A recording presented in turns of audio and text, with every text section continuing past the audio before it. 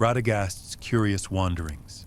You step quietly onto the mist-laden banks of the Anduin, where the dawn spreads pale gold and silver across the curling fog, each tendril of mist catching the first sun like a thread of spun glass, and somewhere far above, the lingering stars wink in a slow, languid farewell to the night. You catch sight of Radagast weaving along the river's edge, his robes brushing against reeds that tremble with dew, and you can almost hear the whispers of forgotten birdsong as he pauses, tilting his head to listen to the chatter of creatures invisible to most eyes. You probably wouldn't survive this if you attempted it yourself. But here, under the soft sigh of morning wind, you feel a quiet thrill of being allowed into a secret world. As you follow, your footsteps fall softly on moss and stone, and the memory of elvish laughter from Rivendell drifts down the valley like a forgotten melody, delicate and impossibly sweet, teasing your ears with half-remembered words. The faint clang of a distant smithy echoes in the hills, perhaps the work of elves long gone, and you notice how the river bends in subtle arcs, reflecting both sky and leaf in fractured symmetry, each ripple a mirror of time's quiet passage. You remember the small, lore-appropriate joke that Radagast might have told the river itself, lamenting that even fish do not appreciate fine conversation, and you chuckle softly, aware that in Middle-earth humor often comes swaddled in wisdom. There's a canonical fact here. Radagast, though less prominent than Gandalf or Saruman, once held counsel with the White Council and played a subtle, unnoticed part in the struggles of the Third Age. You also encounter a forgotten tidbit. A brief mention in a dusty tome suggests Radagast once tried to teach a particularly obstinate badger the intricacies of songbirds' language, a story many scholars ignore. Speaking of scholars, there is an ongoing debate among Tolkien enthusiasts about whether Radagast's attention to fauna distracted him from greater evils, or whether it was precisely this attentiveness that kept his heart and mind clear, a question that might never be resolved. As the fog thins, you notice the distant peaks of Caradhras catching early light, and the soft hum of unseen insects fills the spaces between bird calls, a natural symphony that makes you hold your breath for just a moment longer. So, before you get comfortable, take a moment to like the video and subscribe, but only if you genuinely enjoy what I do here, and remember to share your location. I'm really curious, from which part of the world are you watching this video? Write your country in the comments. Let's see how far this little story has traveled. Now, dim the lights, maybe turn on a fan for that soft background hum, and let's ease into tonight's journey together, walking alongside Radagast as he navigates the whispering currents of the Anduin, each step a blend of caution and wonder, the morning stretching endlessly before you, soft as the down of a sleeping bird, promising stories just beyond the next curve of river and hill. The hushed halls of Rivendell. You tread lightly along the gleaming marble floors of Rivendell, where each step echoes faintly under the high arched galleries, and the air smells faintly of polished wood, old parchment, and the soft lingering perfume of elvish gardens outside, a scent that seems to wrap itself around you like a gentle cloak. Candles flicker in silver sconces, casting elongated shadows that sway lazily across the walls, and somewhere deep within the hall, a harp hums quietly, the strings vibrating with notes so delicate you can almost feel them brush against your skin, mingling with the soft rustle of silk robes and the muted shuffle of Elrond's own measured footsteps. As you walk, you notice small, almost imperceptible details. A tapestry depicting forgotten battles of the First Age, its threads catching light in iridescent glimmers. A vase holding flowers that bloom only in moonlight, petals shimmering like starlight, and a polished basin where water ripples without cause, reflecting images of long-departed elves as if memory itself lives there. A light joke drifts in your mind, perhaps whispered by a passing elf, that even the most solemn of council meetings can be disrupted by a wayward squirrel, and you smile at the absurdity, sensing that humor is woven through this place as naturally as the marble and gold. There's a canonical fact here. Elrond's library contains texts from every age, including treaties he once studied to understand the slow unraveling of Numenor's descendants, a testament to his unending vigilance. The forgotten tidbit emerges in a hidden alcove, a small sketch of a long-forgotten elf minstrel, rumored to have performed for Elrond in his youth, an anecdote preserved only in a marginal note by an obsessive scholar. Scholars still debate whether Elrond's meticulous attention to detail in his archives represents mere diligence or a subtle, melancholy obsession with the impermanence of time and the weight of memory. And as you pause to consider this, a soft draft carries the faintest echo of laughter from a corridor you didn't even know existed, a gentle reminder that life and sorrow are intertwined in every hall and hallway. You catch your reflection in polished brass fixtures, seeing yourself framed by the carved arches, and realize that walking here is as much about the silence as it is about movement. Each step, each breath, carries the resonance of centuries. Outside, the garden glows faintly, the silver leaves of the trees shimmering in the early morning haze, and through the open archway, the distant sound of river and bird melds with the murmured history of elves long gone. Each note a subtle brushstroke in the painting of memory, sorrow, and quiet resilience that makes Rivendell feel less like a dwelling and more like a heartbeat in the living world. Elrond's unseen morning walks. You rise before dawn, slipping silently from the chambers of Rivendell into the crisp, silvered morning, where dew clings to the delicate fronds of ferns and grasses along the terraces, each droplet catching the earliest hints of sunlight like a scattered constellation mirrored on the earth. Your feet make no sound on the cobbled paths, and as you follow Elrond, you notice how his gait is measured yet unhurried, a careful dance between the weight of immortality and the responsibilities that cling to him like shadows.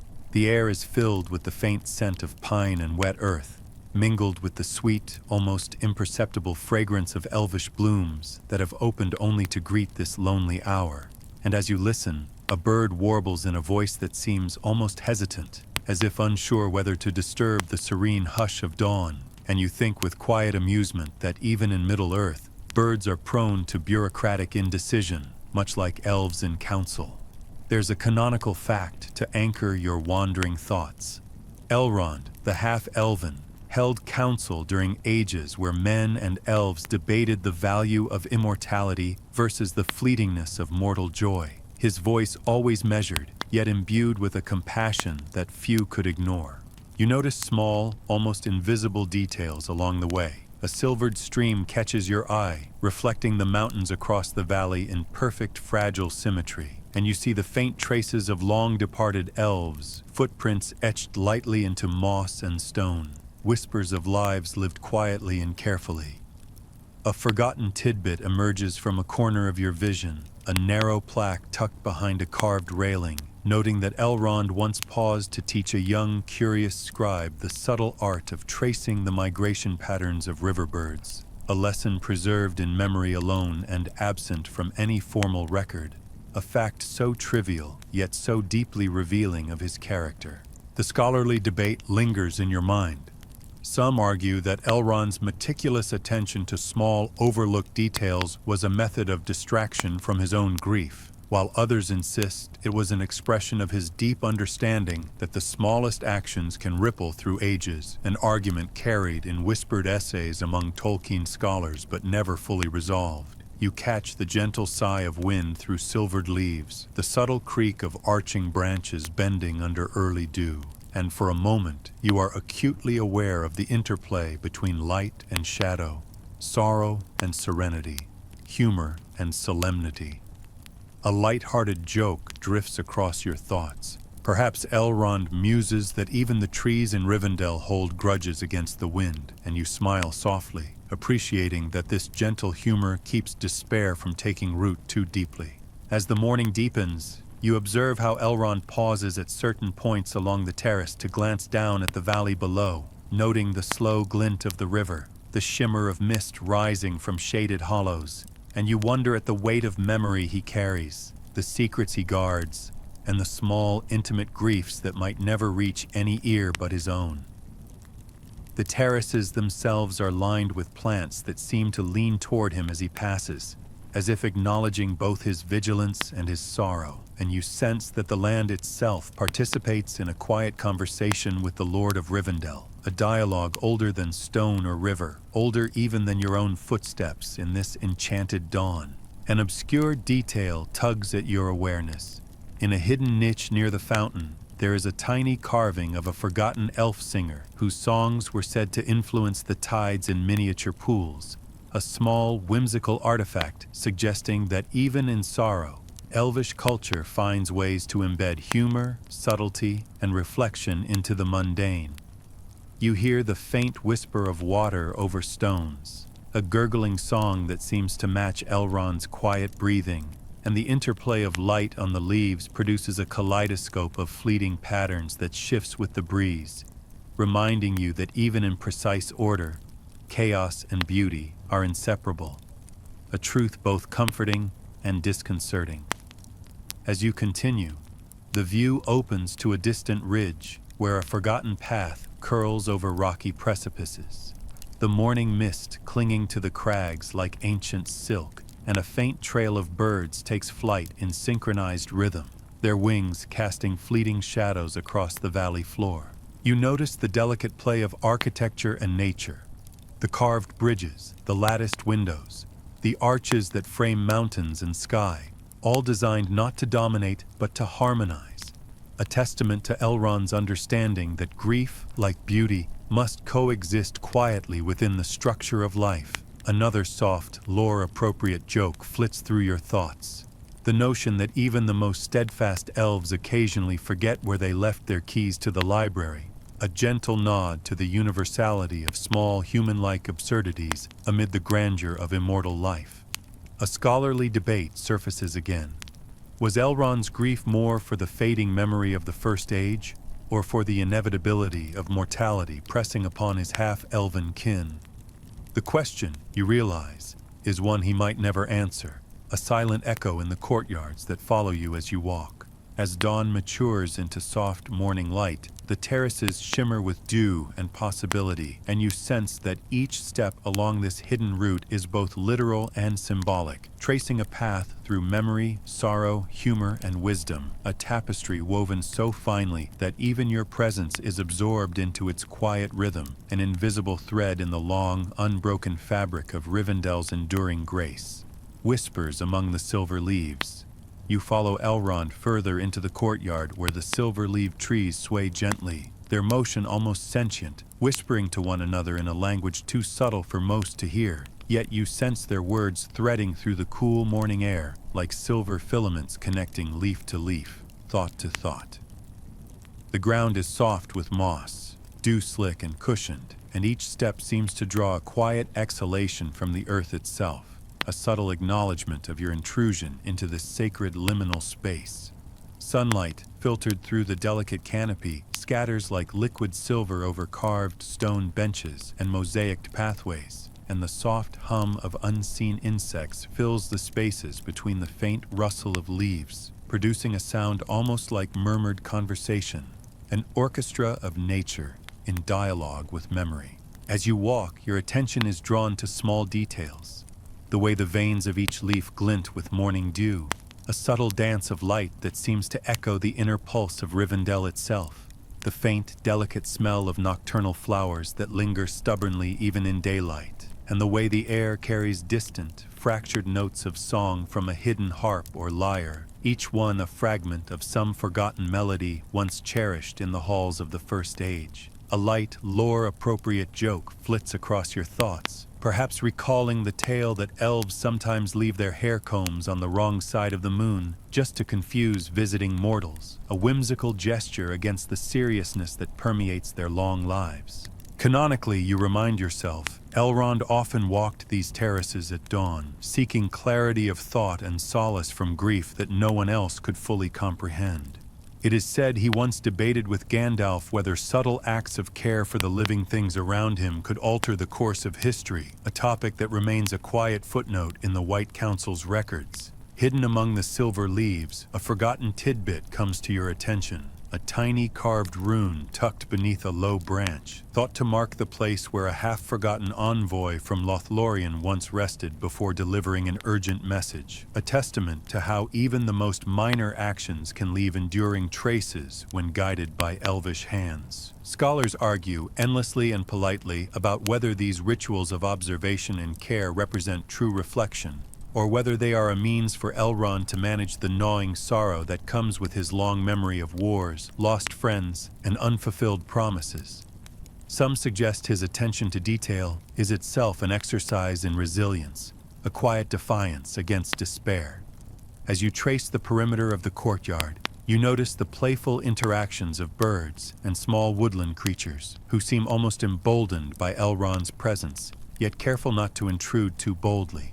One particularly brazen squirrel scolds a small flock of finches, an absurdly charming reminder that humor, in all its forms, remains deeply embedded in the natural world, even under the watch of the immortal. You pause beside a small fountain whose water spills in a crystalline cascade, droplets catching the sunlight in a fleeting rainbow, and as you gaze into its depth, you perceive reflections not only of the trees and sky, but of Elrond's face, somber, patient, and profoundly aware of the passage of time.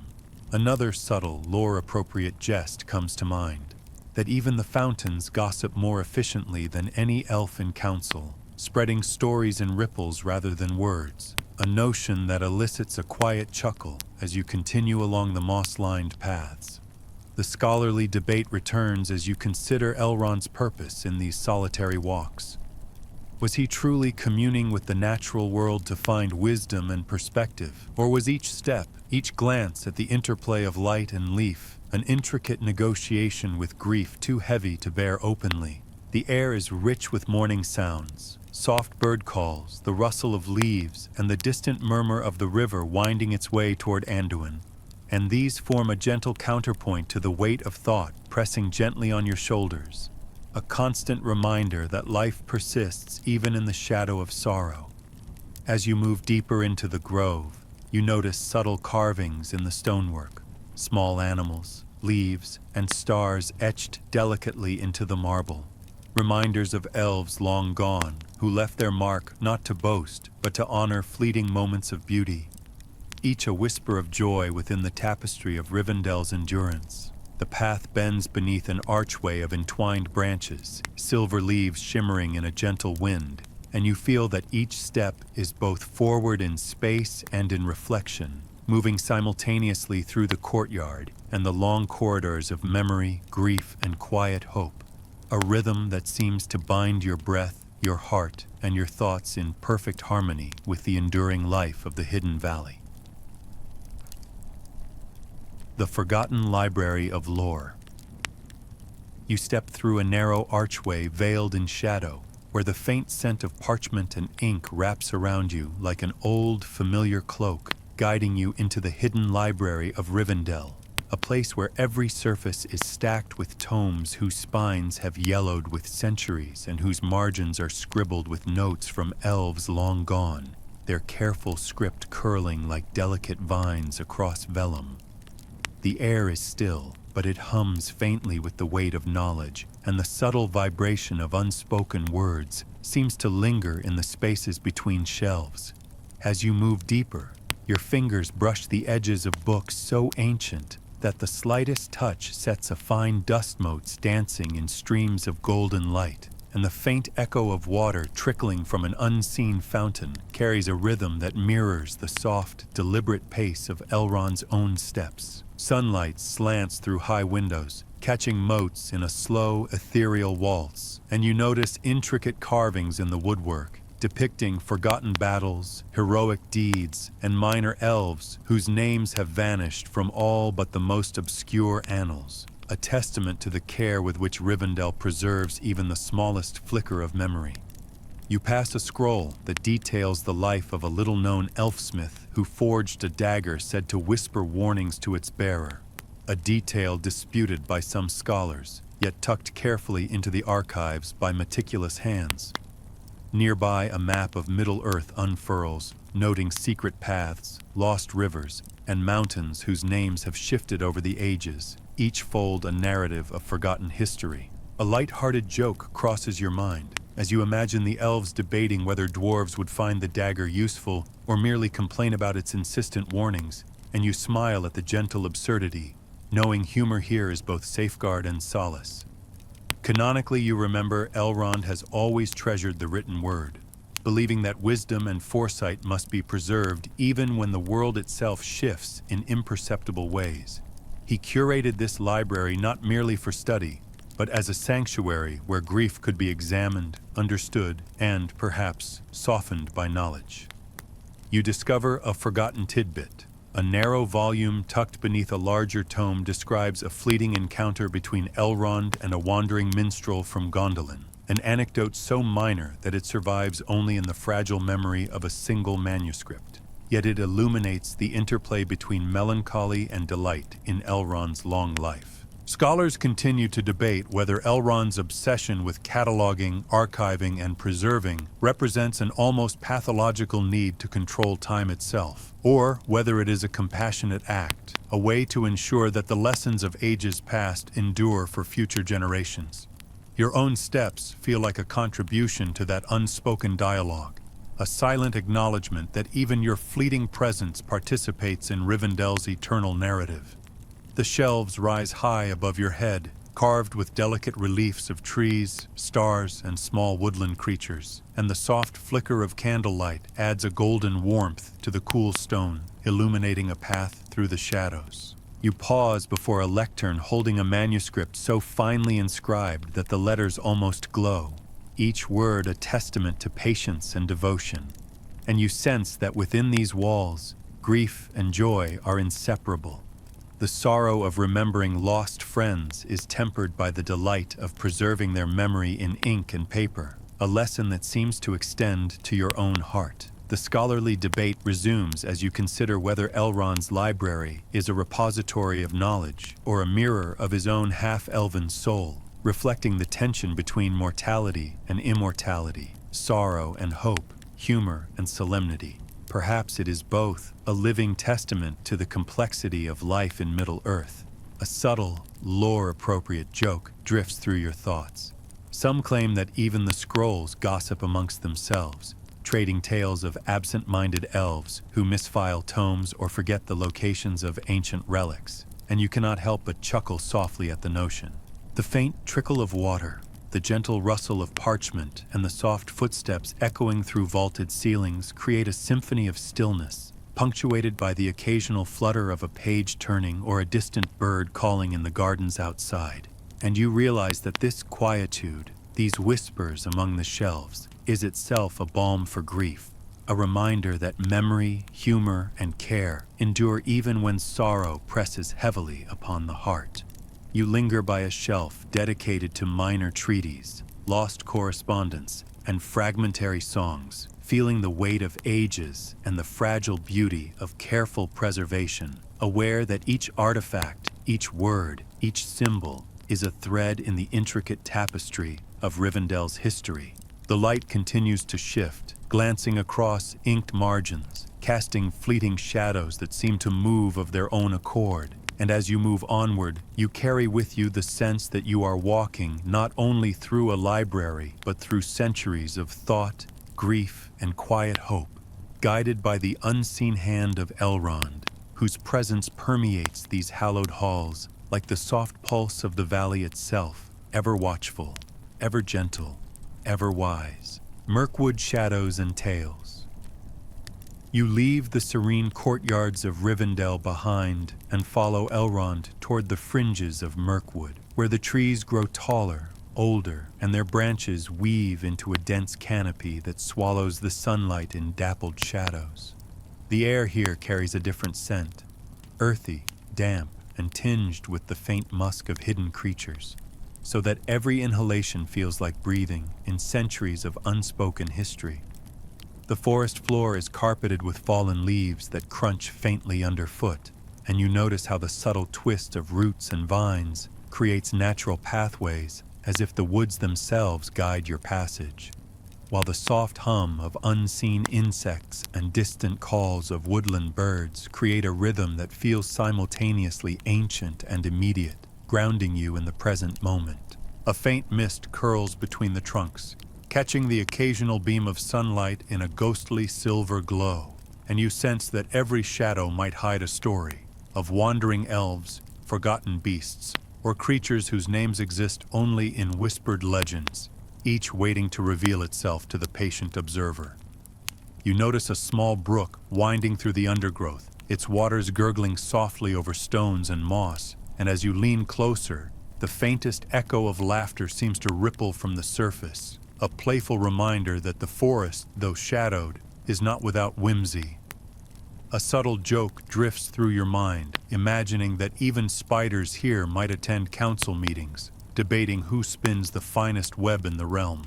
Canonically, Mirkwood was once a realm of light and song, yet darkness crept in during the Third Age, and Elrond, though far from the forest's heart, keeps watch on its peripheries, aware that even small, unnoticed actions can influence the broader fate of Middle-earth. A forgotten tidbit arises as you spot a carved mark on a gnarled tree trunk, a rune suggesting that an elf scout once hid a message for the White Council, a secret lost to most records, preserved only in this solitary mark. Scholars continue to debate whether Mirkwood's shadows are purely natural or subtly influenced by lingering magic from the Sylvan elves, a question whose answer might illuminate why the forest can feel simultaneously alive, watchful, and faintly mischievous. As you move deeper, you sense the interplay of light and shadow, the gentle rustle of leaves, and the soft shift of branches overhead, and you realize that the forest itself participates in a kind of storytelling, one that blends history, grief, humor, and observation into a living, breathing narrative. A subtle, lore-appropriate joke emerges in your thoughts. Elves claim that if you listen closely, the trees complain about travelers who walk too loudly, a gentle nudge to maintain respect and humility amidst grandeur.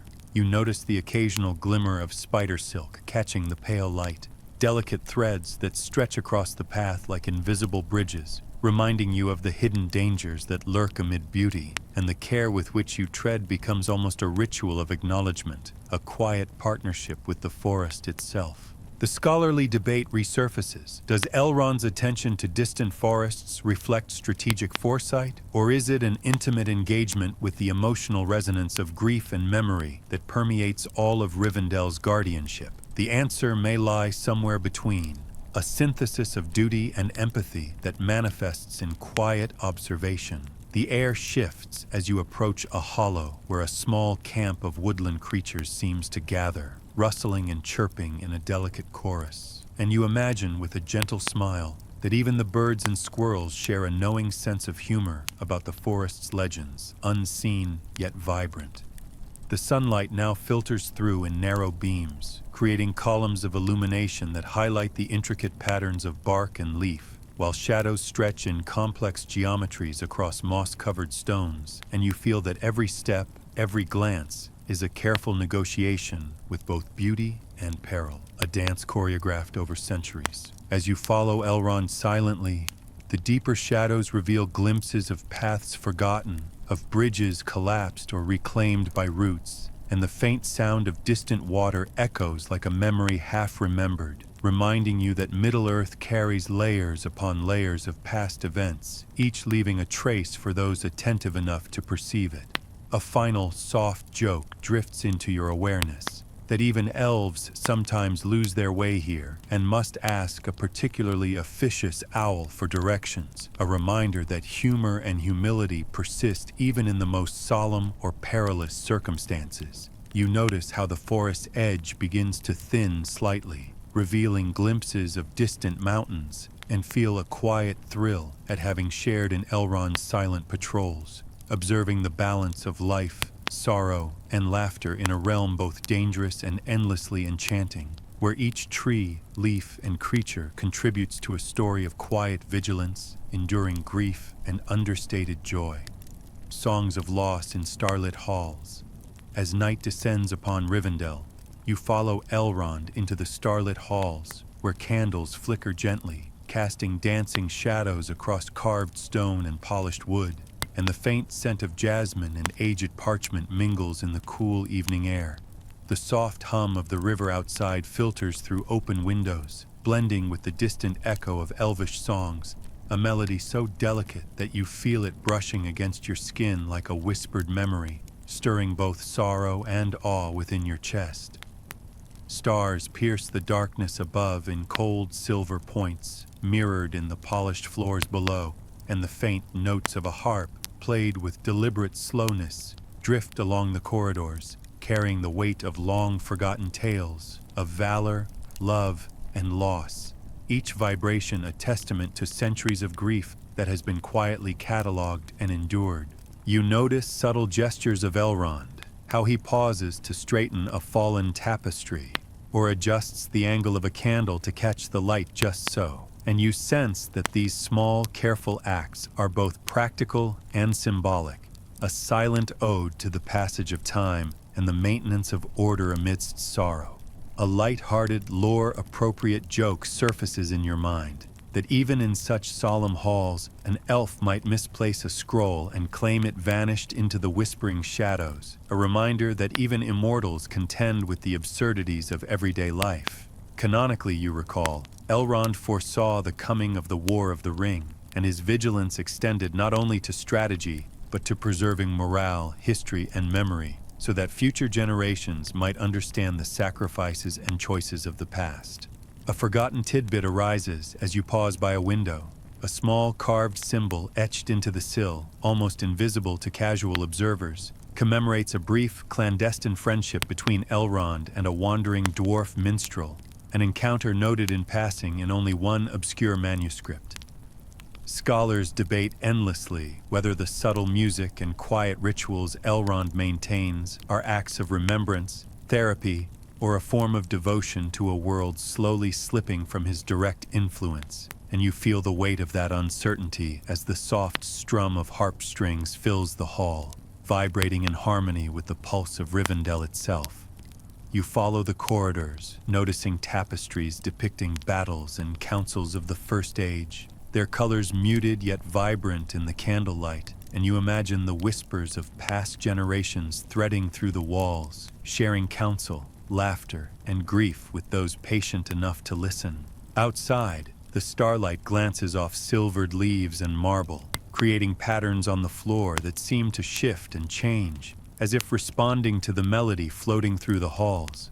Even the shadows participate in this quiet symphony, moving with an intelligence that makes you wonder whether the building itself remembers what it has witnessed. Another gentle joke crosses your mind. The notion that the tapestries sometimes argue among themselves about which heroic deed deserves the most attention. A whimsical image that lightens the heavy beauty of the evening. You pause to notice the subtle interactions of Elrond's attendants, their movements quiet, respectful, yet carrying their own undercurrent of humor and human or elvish idiosyncrasy, a reminder that even in structured environments, life expresses itself in tiny, unpredictable ways. The scholarly debate continues to resonate in your awareness. Some claim that the music and rituals of the starlit halls are essential to maintaining balance in Rivendell. Others argue they are personal acts of grief, never intended for observation, a duality that reflects Elrond's complex nature as both leader and mourner. Your gaze lingers on a small alcove where a faint blue light shimmers, illuminating a collection of long-neglected manuscripts, each page carrying tales of sorrow, humor, and wisdom. The combination of the ethereal glow, the faint murmur of wind, and the soft strings of the harp creates an immersive rhythm, making your presence feel like a part of a living memory, an invisible participant in centuries of quiet reflection. The hall is filled with delicate echoes of footsteps, whispered conversations, and the occasional soft laugh, harmonizing with the river's gentle murmur and the distant call of night birds, forming a delicate counterpoint to the weight of centuries and the ongoing grief that clings to Elrond like a second skin. A final subtle joke crosses your thoughts, that even the stars above seem to wink at elves who take their duties too seriously, as if reminding them that humor, however understated, is as vital as vigilance. You walk deeper into the hall, noting the precise alignment of candles, the intricate carvings in stone, and the faint, fragrant aroma of evening flowers, all contributing to an atmosphere where sorrow, reflection, and understated joy intertwine seamlessly. Here, in these starlit halls, grief is acknowledged but tempered, sorrow held delicately in balance with hope, and humor allowed its quiet space, a harmony that you carry with you as the evening deepens, and the river outside continues its ceaseless, calming murmur. The Secret Garden of Lament. You follow Elrond through a narrow, ivy-draped archway, and the cool evening air greets you with the faint fragrance of night-blooming flowers, their petals shimmering silver in the soft glow of lanterns that hang like captured stars from twisted branches.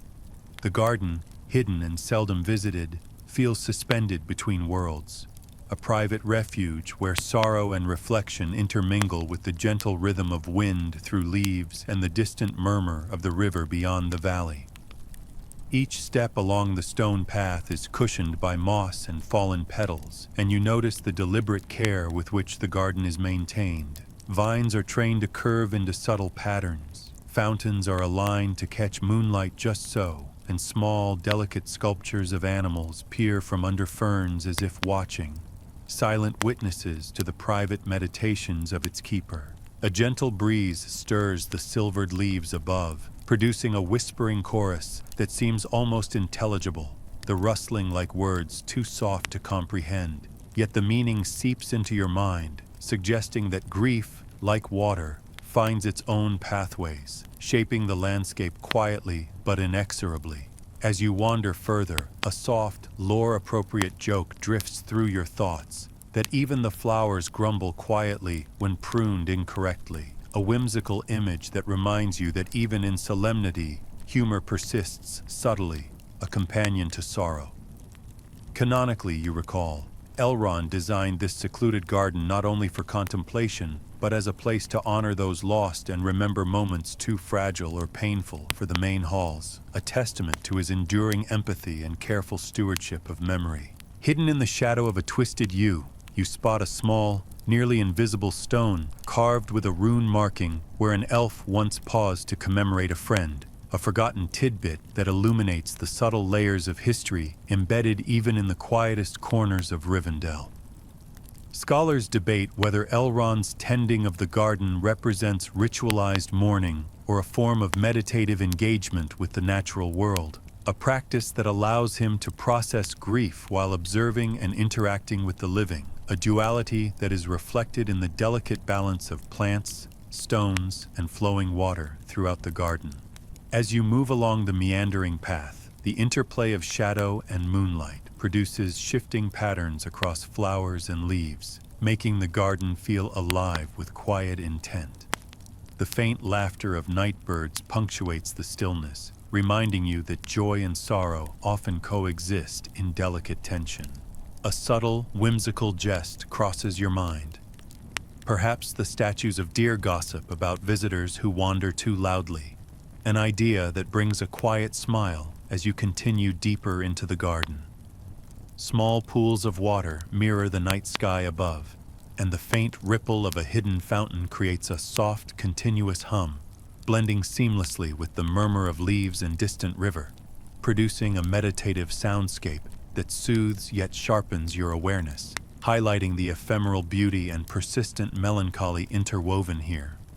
You notice that certain flowers only open when Elrond himself walks past, as though acknowledging his presence. A subtle interplay of life and attention that mirrors the care he takes in guiding those who come under his protection, whether mortal or immortal. Another light joke drifts through your imagination, that even the nightingales have opinions about which direction Elrond should prune the branches, a gentle reminder that even in a world of deep solemnity, levity finds its place. The scholarly debate surfaces again as you pause to watch moonlight skim over the edges of leaves. Does Elrond's ritualized care of the garden constitute an act of personal healing, or is it a deliberate strategy to instill calm, reflection, and wisdom in all who might glimpse its beauty? Perhaps it is both, a fusion of intention and subconscious need, grief tempered by engagement, sorrow balanced with subtle delight. The soft fragrance, the gentle motion of leaves, The careful architecture of paths and fountains all conspire to create a living canvas, one that reflects Elrond's inner life with quiet eloquence, a reminder that grief is not merely endured, but expressed, cultivated, and shared through subtle interaction with the world. As you near the center of the garden, a small stone bench invites you to sit, and you feel the weight of centuries pressing gently, not oppressively, as moonlight glances over the foliage, casting silver patterns across the ground and illuminating the delicate network of veins in petals and leaves.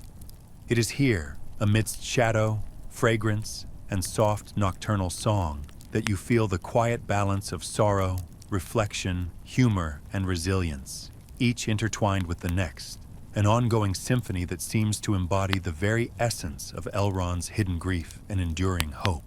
Riverside reflections and memories. You follow Elrond down a gently sloping path toward the silver-threaded river that winds through the valley below Rivendell, its waters catching the starlight in trembling, liquid mirrors that seem to fracture reality itself. And as you step closer to the bank, the cool evening air carries a mix of damp earth, soft moss, and the faint tang of river stone, grounding your senses even as the scenery stretches into ethereal wonder. The water ripples over smooth rocks, each wavelet refracting moonlight into fleeting, dancing patterns, and you notice how the reflections shift subtly with each breath of wind, so that Elrond's contemplative gaze and your own mirrored image mingle with the stars above, forming a tapestry of light, shadow, and memory, a living painting that seems to tell a story older than the valley itself. A faint, lore-appropriate joke surfaces as you imagine the river complaining that it never gets a proper night's rest, scolding leaves and passing fish alike, and you chuckle softly, appreciating that humor in Middle-earth is never absent even in the weightiest moments. Canonically, Elrond has always walked these banks to reflect upon the choices of mortals and immortals, pondering the inevitable interplay of fate, free will, and the burden of long memory. It is said he once lingered here in silent contemplation after council with the White Council, weighing the potential consequences of distant wars that would shape the fate of all free peoples. You notice subtle details. Water insects skim the surface with precise rhythm, reeds sway as though acknowledging your presence, and the faint imprint of previous visitors, footprints worn shallow into the muddy bank, reminds you that this path, though serene, has borne witness to countless journeys, both joyful and sorrowful. A forgotten tidbit draws your attention. A carved stone near the river's bend commemorates a brief secret meeting between Elrond and a wandering minstrel from Erebor, a minor anecdote lost to most records yet preserved here in quiet reverence, underscoring the theme of small moments leaving enduring marks. Scholars debate whether Elrond's visits to these waters serve as meditative reflection, strategic foresight, or a subtle coping mechanism for the weight of grief, a question that seems as fluid and shifting as the river itself, resisting definitive resolution. The soft rustle of leaves, distant bird calls, and gentle lapping of water against the banks create a calming cadence, one that harmonizes with the rhythm of Elrond's steps and your own inhalations, drawing you into the quiet symmetry of the night. Another light joke arises, that even the fish, in their secret underwater councils, mock the elves for taking so long to decide the fates of kingdoms, a thought that brings a faint, indulgent smile to your lips.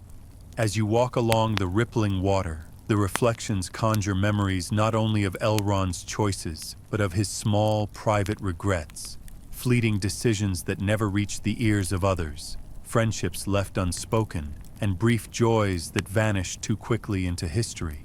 You pause to trace the silver light on the water, noting how each ripple seems to carry a fragment of narrative, a lost friend here, a forgotten battle there, each intertwined with the laughter and subtle humor embedded in the endless weave of life.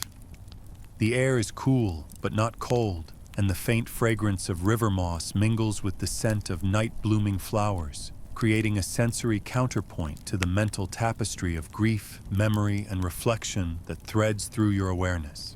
Shadows of trees stretch long across the riverbank, bending and twisting with the night breeze, and you notice how the soft sound of water interacts with their forms, creating an ephemeral dance of light and dark that seems almost choreographed, as if nature itself participates in this quiet meditation. A subtle scholarly debate returns to your mind.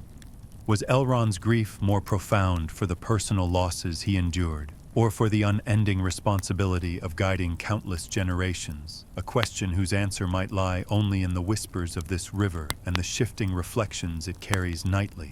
The delicate interplay of starlight, water, and shadow evokes a profound stillness, tempered by tiny, lively moments. A fish leaps, birds stir, leaves flutter, reminding you that grief and humor, sorrow and delight coexist naturally in the world, inseparable and eternal. You notice the faint glint of distant mountains reflected in the river, their silhouettes softened by mist, and you feel a quiet reverence for the way Elrond carries both the weight of history and the subtle joy of life's fleeting wonders, a balance as intricate as the river's ceaseless flow. As you linger on the bank, the combined chorus of natural sounds, soft moonlight, and the gentle rhythm of water provides a meditation on memory, grief, and continuity, where each ripple, shadow, and reflection becomes a quiet testament to the enduring spirit of Rivendell and the enduring heart of its half-elven lord, whose care and attention to the smallest details of the world around him echo through both night and history alike. Nightfall, firelight, and soft farewell. You follow Elrond as the night deepens, and the valley below Rivendell is bathed in silvery moonlight, the river reflecting starlight like a thread of liquid silver stretching toward distant mountains, and the soft murmur of wind through leaves mingles with the gentle crackle of a small campfire Elrond has lit near the water's edge, the flames flickering and casting warm, dancing shadows across his serene features and the surrounding stones. The air is cool and carries the subtle scent of pine, damp earth, and the faint sweetness of night-blooming flowers, a symphony of fragrances that calms your senses and makes each inhalation feel like a meditation, binding you to this quiet, sacred moment where grief, reflection, and serenity coexist in delicate equilibrium. You notice the gentle movement of firelight across the rippling water, creating patterns that shift with every flicker, and the occasional splash of a fish breaking the surface adds an imperceptible rhythm to the quiet cadence of night, while faint starlight glimmers across the silver leaves of nearby trees, producing a delicate interplay of shadow and illumination that feels orchestrated to soothe both mind and heart. A soft, lore-appropriate joke arises in your thoughts. Perhaps the river teases the campfire for being so bright and slow, while the fish sigh at the light and pretend to ignore it, a whimsical reminder that humor can persist even in moments of contemplation and sorrow. Canonically, Elrond's guidance of the fellowship and stewardship of Rivendell exemplify a lifetime of responsibility and care. Yet in this private moment by the river, you sense his grief is personal, intimate, and quietly unrelenting, tempered only by the presence of nature, music, and the subtle joys of a world observed and preserved with patient attention. A forgotten tidbit draws your gaze to a small, weathered stone near the bank, engraved with a rune marking the unsent letter Elrond once intended for Galadriel, a delicate and private act that speaks volumes of unexpressed affection and careful discretion, a secret even the stars might choose to conceal. Scholars debate endlessly whether Elrond's deepest sorrow lies in personal loss, in unfulfilled connections, or in the perpetual weight of immortality and duty. And in the stillness of this night, as the firelight dances across water and stone, you feel that some questions are meant to remain unanswered, lingering like shadows among the silver leaves. The soft crackle of the fire mixes with the whisper of the river and the gentle rustle of leaves, forming a lullaby of elements that carries grief and humor alike, teaching that sorrow can be acknowledged without consuming the spirit, and that even in solitude, there is company in memory and reflection. A subtle, whimsical jest drifts through your thoughts. Perhaps even the fire argues with the river about which of them keeps better secrets, and the stars wink knowingly, a reminder that all things in Middle-earth share in the delicate balance of seriousness and mirth. The moonlight reveals glimpses of distant mountains and the faint glow of Rivendell's hidden halls, reminding you that while the world is vast, beauty and care persist in every corner, observed by patient eyes and preserved in memory, a delicate interplay of endurance and fleetingness that mirrors the complexities of grief and hope. You notice how the riverbank is dotted with small, silvered stones, each catching the light in subtle patterns, reflecting not only the celestial sphere above, but also the myriad choices, regrets, and quiet joys that have threaded through Elrond's long life. A tactile testament to the weight of experience and the gentle humor that persists even under the most solemn of circumstances. The gentle interplay of water, firelight, and starlight forms an ever-shifting tapestry, and as you sit in silence beside Elrond, you feel the rhythm of the world, the pulse of history, and the delicate balance of sorrow and serenity. The river whispers, the leaves murmur, and the distant mountains stand as timeless witnesses to both grief and endurance. A final soft joke flits through your thoughts, that perhaps the river teases the fire for telling stories too slowly, while the fire rolls its flame eyes in mock exasperation, and the stars wink, a quiet punctuation to the whimsical interplay of all things in Middle-earth. As the night deepens, the fire dwindles to glowing embers, and the gentle sound of water flowing, combined with the rustle of leaves and faint nocturnal birdsong, lulls your mind into calm contemplation, a meditation on memory, sorrow, humor, and the enduring pulse of the natural world. Here, in this delicate balance of fire, river, and starlight, grief is acknowledged and held tenderly, humor persists in subtle form, and the heart of Rivendell and its half-elven lord remains steadfast, a beacon of care, reflection, and enduring hope. You breathe deeply, feeling the night embrace you, and know that this soft, meditative space, threaded with laughter, memory, and quiet reverence, is a rare gift to witness, a gentle farewell to a day of wandering, reflection, and subtle